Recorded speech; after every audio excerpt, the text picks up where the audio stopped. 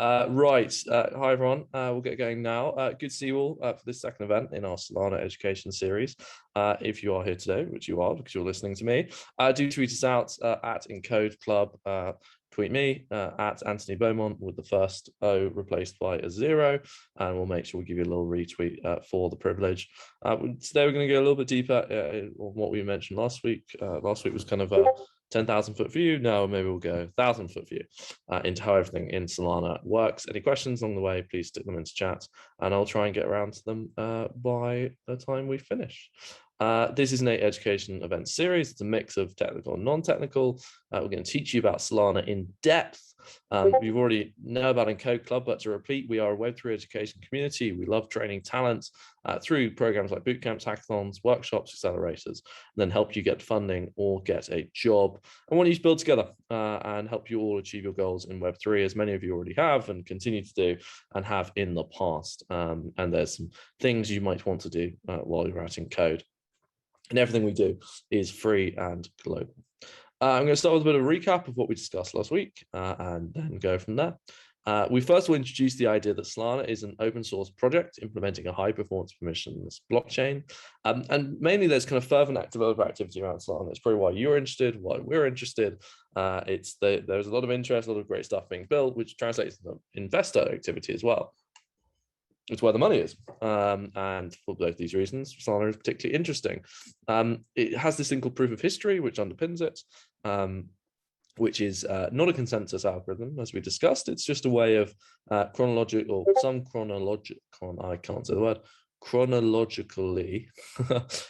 keeping track of things rather than using block time.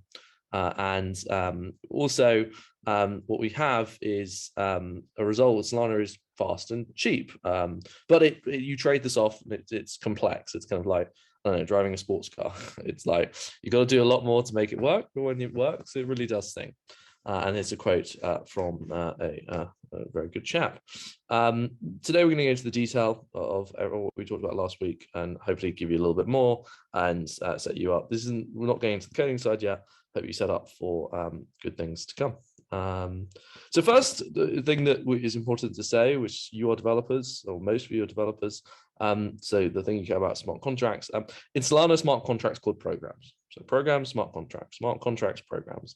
You don't have to just use Rust. I suggest last week you can. But you can also use C or C++, that you can build these programs, these Solana smart contracts in.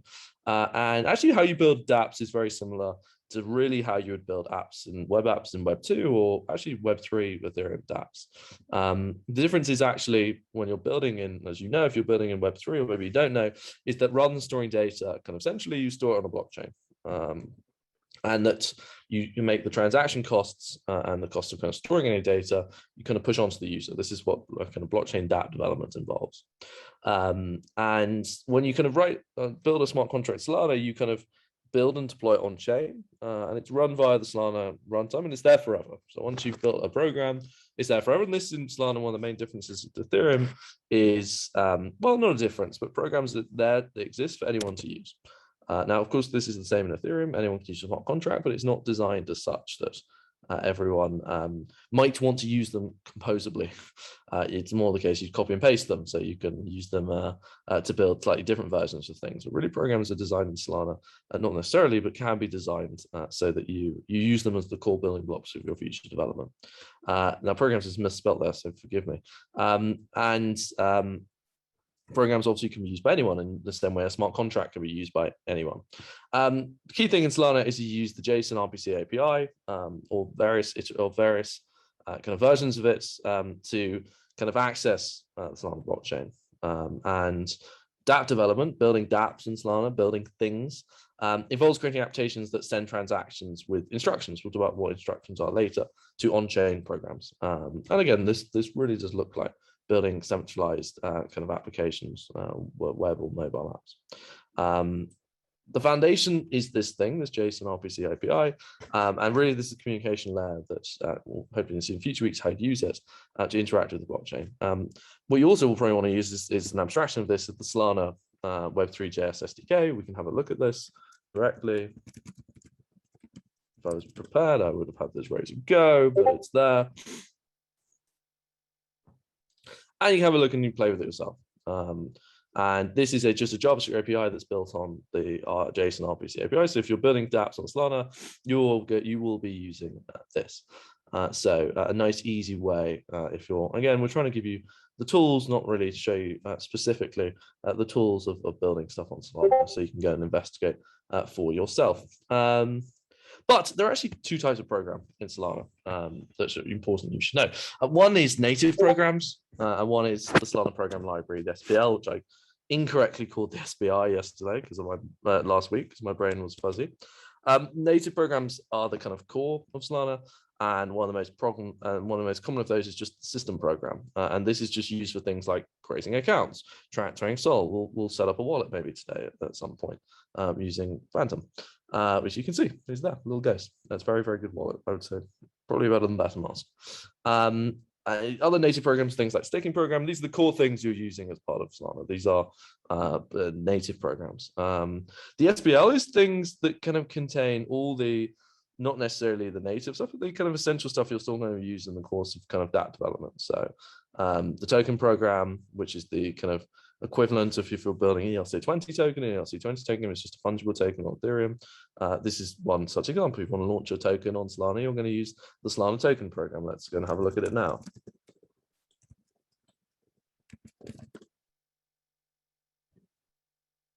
So this is directly into the Solana docs, which is a program library. So you can have a look. We can have a look through some of these now. So this is just, again, how you would build a token. You can actually build NFTs with it as well. And it will take you through all of the code here. We won't go through this directly today, but it should be very simple for you to kind of use and do. The same can be kind of, actually, let's check chat. Oh, thanks, Steve. The same can we can see other programs. So a simple kind of token swap, if you want to build like a Uniswap-like thing, you would use this. Lending, compound-like thing. Naming services, build something like ENS. There are lots of kind of very cool programs which you can use. I guess you could fork, or we could just kind of use yourself if you so wanted to. Talked about that. The token program allows you to interact with tokens on the blockchain, including NFTs, to build great tokens, including NFTs. As you in this program, we can do lots of different things. Actually, we can have a look at this now. So if we look at the project Serum one, so if we look at the Serum one, this what is happening here is it's a React wallet app, and it's using a combination of the Solana Web3.js SDK and the token program to create accounts and transfer tokens. So it's a very nice one. A nice little tutorial that I would recommend kind of going through another tutorial, go through the code and maybe try and get it working yourself. It's kind of a nice one to kind of play around with. So this kind of gives you an overview of programs, same as smart contracts, slightly different way of looking at things, but broadly kind of gives you all the essential stuff. If you are going to start Solana development, and again, not limited to Rust, you can use C++ or C as you can see fit. I want to kind of talk to you about the kind of development workflow in Solana, because I think this is kind of quite important to kind of know and understand. And we're going to kind of use this kind of diagram. I'm going to talk you through it. So you'll see kind of top left, you've got programs and the three languages I've mentioned. And you've got the kind of Solana network itself with nodes and clusters and validators. And you've got the client on the bottom left. So in the middle, the thing we talked about, which you have kind of abstractions of on top, which is the JSON RPC API for kind of connecting the client to the node. And we're going to talk through kind of these now. So we start on the kind of top left. You can kind of see the first kind of development workthrough flow that allows you to create and deploy kind of programs. And once these programs are deployed, anyone who knows how to communicate with them, just like a normal smart contract, can use them. And we communicate with these programs. We're writing dApps with any of the available clients, all of which kind of use the JSON RPC API kind of under the hood. The second kind of development workflow here is the dApp side, starting on the bottom left, where you can write dApps that communicate with deployed programs up here. And your apps can submit transactions with instructions to these programs via a client SDK to create a wide variety of applications for everything from wallets, dexes, lending protocols, whatever you want. And you can kind of, these two pieces kind of work together. It's a great network of kind of dApps and programs that communicate with each other to update the state and query a blockchain, as you would want to do normally. In general, all of this is not too controversial. It's very much like smart contract development. You could have kind of smart contracts here and kind of clients here if it was Ethereum. But in general, what you've got here is effectively a global computer where anyone can deploy programs and anyone can communicate with them. I mean, this is a fundamental principle of Web3 that you kind of you have this kind of openness of using applications and building applications and using the kind of core resources. So a nice little one to kind of understand kind of development workflow going on here. If you want to build a starter dApp, you want to try, and we'll kind of go into this more in future weeks, but if you want to get ahead, I highly recommend doing the kind of scaffold dApp, which I'm going to put into chat here. And this kind of takes you through, eventually you'll end up with kind of a dApp like this, which is just a simple kind of way that has like a simple kind of airdrop thing. But it takes you through kind of all the basics of building a dApp on Solana. So I highly recommend having a go with that. We'll have a play with this in future weeks. And now we're kind of going to look at the four core concepts. We've already looked at programs, and to some extent, by looking at this, we've looked at kind of clients as well. But I'm going to kind of give you the kind of overview of it through these core concepts, and then take it from there, really. We haven't talked about accounts. Accounts simply used to store data, and each account has a kind of unique address and can store a maximum of 10 megabytes. We also have these things, which we'll talk about in a moment, called program-derived accounts. They can have a maximum size of 10 kilobytes, and the account size is static. The default owner of an account is the system program. And I guess there's three types of accounts we might care about on Solana. One is data accounts, which store data. Two is kind of program accounts that store executable programs, and three are native accounts that indicate native programs, things like system, staking, voting that we talked about earlier. Ahmed will come to your question in a moment. As you will answer in a moment. Data accounts, there's two types: system-owned accounts and PDAs, not public displays of affection, program-derived accounts. Every account has an address. Again, sounds like Ethereum, and an owner. I actually don't have the list. No, we do have the list. There are a few kind of ownership rules, I guess, in general. One is that only a data's account owner can modify its data, and it's debit lamp. We need the list. We need the list. Give me a second. Storing data on accounts costs SOL to maintain. It's funded what this thing which we call rent. A percentage of rent is collected by accounts that's destroyed, while the rest is distributed to vote accounts at the end of every slot. If the account does not have enough to pay rent, the account will be deallocated and data removed. So we have to pay rent, a little bit like gas. And we've kind of talked about programs, so now I kind of want to talk about transactions, and we'll come on to PDAs in a moment. So with transactions, much like Ethereum transactions, you can invoke programs or smart contracts by submitting a transaction to a cluster, which is a kind of a set of validators. A single transaction includes multiple instructions, each targeting a program. So to kind of do stuff with said program. When a transaction is submitted, the Solana runtime will process its instructions in order and atomically. If any part of an instruction fails, the entire transaction will fail. Good to know. Instructions are the most basic operational units, and each instruction kind of contains broadly three things. One, a program ID, two, an array of all accounts it tends to read or write, and three, instruction data byte array that's specific to the intended program.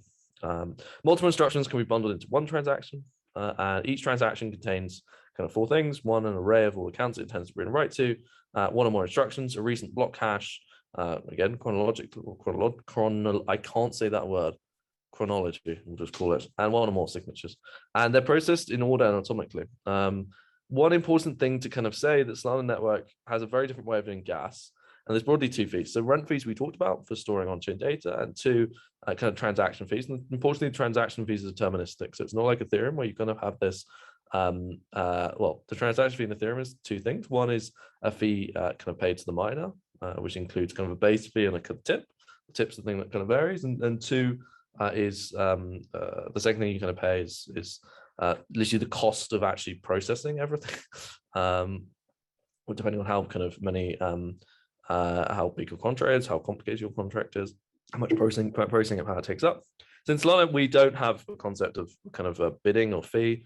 What we actually do is we just have kind of a set fee, and this is paid, and this again depends on not bidding. So this kind of keeps gas fees in order, but it's also a product of the fact Solana is faster and cheaper, means you don't have so much competition with gas fees or kind of getting ahead of the game. So program derived addresses, PDAs, are kind of home to accounts that are designed to be controlled by a specific program. So accounts that are designed to be controlled by a program. So again, addresses that we want to do things and not be controlled by an individual, but controlled by a program, controlled by a smart contract. So nice wall of text. Programs can programmatically sign for addresses without me actually needing a private key. So this is very important because it allows me to do things much faster, much quicker.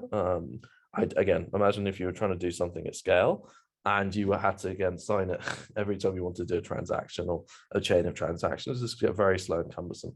So what this allows us to do is kind of knit programs together to do stuff in sequence and order in order to build bigger, better applications, which we're calling here this thing called cross-program invocation. And end result is composability, but I would say end result is kind of complexity of knitting together different programs. Again, to do this, what you don't want to be doing, you're doing a string of transactions. You don't want to necessarily have to sign every transaction along the way. You want to kind of sign one thing and then the string of stuff happens. And you do this again by having specific accounts that are controlled by actually a program. Those who byte strings that look like public keys. They don't have corresponding kind of private keys. And we use this thing, which we'll talk about later, don't need to worry about it now, called find program address. And we'll deterministically derive PDA from program ID and seeds. And this is kind of getting a little bit difficult, which we'll talk about later. A bump 1 byte is used to push a potential PDA off the elliptic curve. We will not talk about that now because it's complicated. But programs can sign for their PDAs by providing seeds and bump to invoke sign. Again, you don't have to worry about this part. You only need this part is important. Programs can sign for their PDAs. Again, that means if one address controls lots of programs, then it can do a lot of things very quickly without needing to sign everything along the way. So you can see why this might be advantageous. And again, the only thing that can sign for a PDA, which again, just an account derived from a program, is the program for which it was derived. Again, so if you control that program, if you're the owner of that program, you will then control all the program derived accounts, but not have to sign for every single one of them. And again, there's a little bit of complexity there, which I'm now going to avoid. So luckily, I have actually run through stuff. So we can now go through things kind of a bit slower. So what I want to do is anyone have any specific areas that's unclear, but otherwise we're going to go through everything a little more slowly now that we've kind of gone through the kind of general stuff. So Solana docs are okay. I'm not a huge fan. I think they would admit that as well. They're fine. They're kind of very focused on if you want to build without maybe kind of short on theory. They're not amazing. There is a general sort of general introduction, terminology, history, which is okay, but kind of go straight into kind of building. So we got straight into wallet guides. We'll talk about wallets in a moment. By the way, aside, if you want to get a wallet and start playing, I highly recommend the Phantom wallet, which is very simple to set up. You should probably use a ledger with it. I prefer Phantom, but Solflare is also quite nice. Because the core fundamental detail we kind of talked about last week. Let's see if I can get my slides from last week. Is broadly that. Well, one on language point of view, you have kind of with Solana, you use kind of Rust, C++. In general, you kind of have more done for you with Ethereum, with Solidity. Let's see if I can find. I'll use this on the screen for now. In general, you have kind of more done for you with Solidity, but Solana is just more complex, but you can have more control of what you're doing. It's the kind of high level way I would kind of say. Again, language, Solana, JavaScript based. Or Ethereum JavaScript based, Solidity rather JavaScript based, Solana using Rust, C++, kind of harder languages to do. Other kind of difference, again, program smart contracts, a little bit different way of thinking about things. So we covered difference now between accounts and PDAs. Account is describes anything. Whereas a PDA is, again, one specifically owned by a program, and only a program can do something with it. And you don't need to then sign stuff from. Events logs in Solana. I actually don't know the answer. Concrete example of PDA, yes. I'm going to show you one. Sorry, I'm on my other screen. Let me. So this is a very good kind of tutorial by Brian Friel, which I highly recommend. I'm going to put it in chat. I highly recommend reading this. Oh my god, that's so long. Which will take you through kind of more detailed examples of kind of using program derived addresses. I say it's kind of they're kind of specific to whatever you're building, because if you kind of write the program, you're the one controlling these addresses. Yeah, have a read through that if you want a little bit more detail. And the Brian stuff is very good as well. If you're storing data, you need to pay rent. You have to have a minimum of 2 years of it, or rather, if you maintain one, you kind of don't need to pay rent. You're only paying it when you're kind of referencing a particular account by a transaction, or once every epoch. Yeah, selection of it is kind of destroyed. Again, if you don't pay enough rent, you will kind of account is deallocated, but it does not cost a lot to do it. Yeah, it's I wouldn't worry too much, but it's effectively, again, a cost of storage, which again is fairly low in my experience. I've never had a problem with it, but yeah. Can you explain why users pay to store data? This is a general blockchain concept. So effectively what you've got with the blockchain is you've got lots of smart contracts, and you've got lots of everything is decentralized. So everything is not being stored in a central place. Therefore, to access anything or do anything, you need to kind of pay the cost of doing it.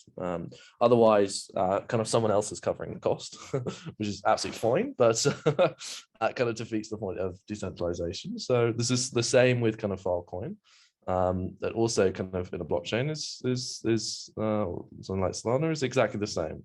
So you are kind of paying to to store on this decentralized thing, which is owned by everyone. And it means you only pay as much as you use. So I think that's kind of why conceptually. It's more of a kind of blockchain thing. If we're going to go back to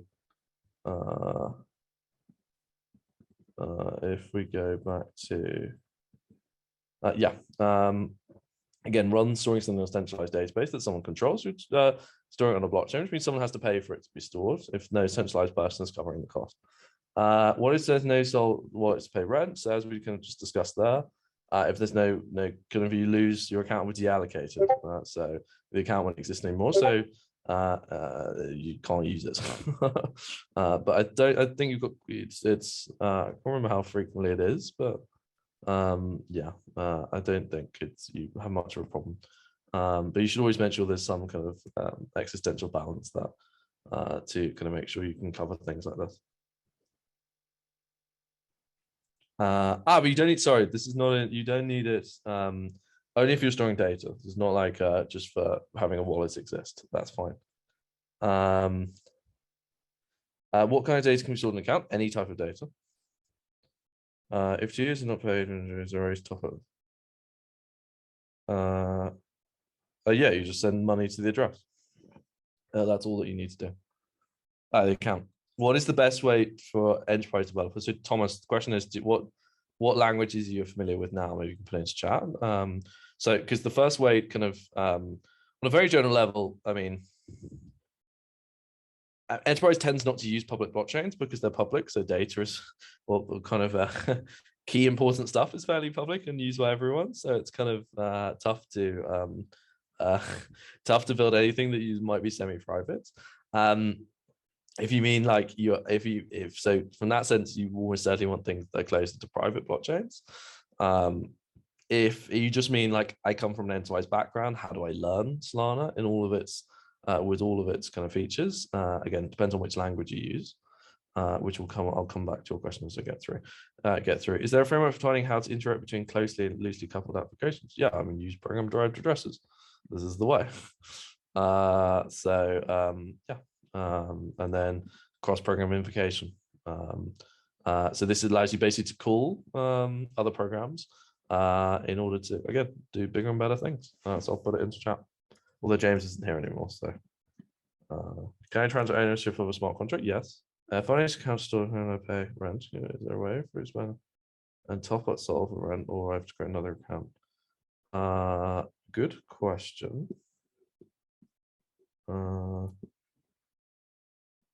I don't actually know the answer. If I open a store, I pay rent to give you a program. I think once you reach the limit is, I think the limit on account is not 10 kilobytes, but it's 10 megabytes. So you kind of, yeah, you very much can expand. If your question is, I've paid for enough rent for 100, I'd like to spend to 200. Yes, you can do this. If once you hit 10, if it's not a PDA, 10 megabytes, then it's kind of fixed. You'd have to start another account. But your PDAs, the kind of limit is 10 kilobytes. I studied about it. What are the areas I need to focus on? Extracting data from, I assume you mean transactions. I see what you mean. What you want to get actually is equivalent of graphing software, which is I'll find for you. Let's say enterprise. I would like to move from Java. Okay, so to answer Thomas' question, which is a very good one. The first thing I would start by doing is I would actually always start by learning JavaScript. Because I think that's a fairly easy way to go into anything blockchain related. We haven't talked about here, which we will talk about later, is Anchor, which is kind of a JavaScript kind of Solidity-like kind of way of looking at kind of way of building Solana programs. In general, we actually have a bootcamp, which I think we're going to open up at some point. It's currently kind of closed to a certain number of people. I think we're going to open it up or at least make it public. So we kind of will train people to kind of build stuff on Solana. Other than that, hackathons are the best way to kind of quickly get up to date with kind of trying and building little applications. So other couple of good resources. So if you go to the Solana Dev Docs, yeah, I'm thinking about making the bootcamp public. We're considering it. It is our first iteration. We're trying to get it right. This is good. I would kind of go through these slowly if you want to kind of build something quickly. The questions are working fairly well. So while I'm looking for a couple of things, please feel free to put more questions in. I think Rust's hard. That's why I kind of like can go straight to Rust. Perfectly with DJS because it's easier to jump, and then do Anchor and then do Rust. But this is basically a question of how do you become a blockchain developer? And again, I think the first step is JavaScript, honestly. Anything I will say is you don't necessarily need to be like a blockchain developer to be a developer in blockchain. There's plenty of kind of data roles, systems roles, back-end roles, front-end roles that kind of don't require you to actually do kind of program or smart contract related stuff. So that's, I think, important kind of to know. Okay, very nice. So maybe start, if that's the case, Thomas, I would start with Rust. It's just usually for Rust is really hard for people. So it's like, yeah, it's kind of like one that you don't want to kind of commit too much to. But so we do a lot of recruitment work. If you email Laura, I'll put her email into chat. But I will say more experience the better in crypto, just because it's with programs, with smart contracts, it's really security, optimization, cleanness, kind of hard to change these things once they're launched. So it's you kind of it requires quite a high standard needed. So the quicker you can kind of get a job in crypto, or can experience, and again, hackathons are fantastic in that respect, the better. Other things, by the way, this is quite good if you want to kind of do bits, is the Figment tutorials. Excellent. Really nice to kind of get started. There's also a very good podcast with, oh my God, I realized I'm actually not sharing the right screen. Which with kind of Anatoly, who's the kind of founder, which is how it kind of works, which I kind of highly recommend listening to. And A couple of other things I was going to put in here. I think I pasted this last time, but it's excellent. Paul X is overview of kind of programming on Solana, and also a pretty good one podcast here with Greg Fitzgerald. We're actually going to go into Rust next week in next week's event. So if you want to join for that, you will be invited by Eventbrite. But also I'm going to kind of put it into the chat just now, and I'll keep answering questions. Is it possible to make smart contract program where two people have ownership, like for example, the contract rule? Yes, it absolutely is. The way, how would you do this? So you do it as a program derived address. Two owners. Maybe not.